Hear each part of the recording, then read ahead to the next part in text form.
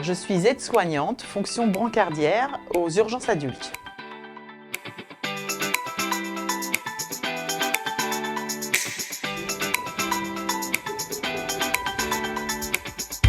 Mon métier consiste à emmener les patients dans les différents services d'examen, donc la radio, le scanner, l'IRM parfois, et aussi transférer les patients des urgences vers les différents services d'hospitalisation. Dès qu'on arrive, on prend notre poste et puis voilà.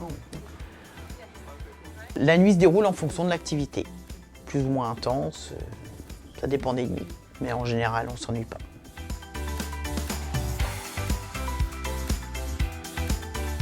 J'ai commencé les nuits parce que j'ai une petite fille et j'ai choisi le travail de nuit parce que c'était beaucoup plus pratique pour le mode de garde, etc. Convenance d'abord personnelle. Et puis ensuite, j'ai découvert le monde de la nuit qui me plaisait particulièrement bien et je suis restée de nuit.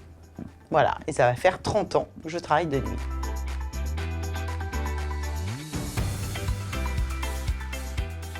Alors il y a beaucoup moins de monde déjà qui circule dans l'enceinte de l'hôpital.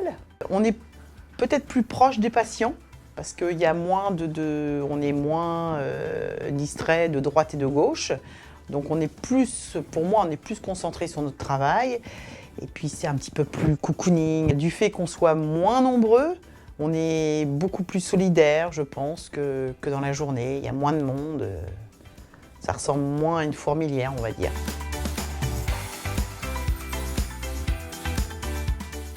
Oui, il y a tout d'abord le planning qui est fixe à l'année.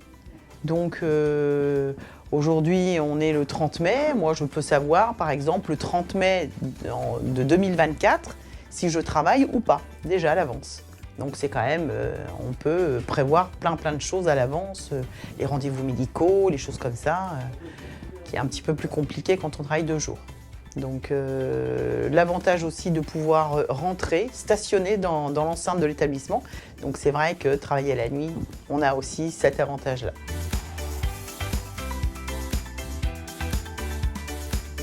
Le contact avec les autres, le contact avec les patients, le contact avec les internes, avec les différents professionnels de santé, les pompiers, les ambulanciers, tout le personnel paramédical et médical.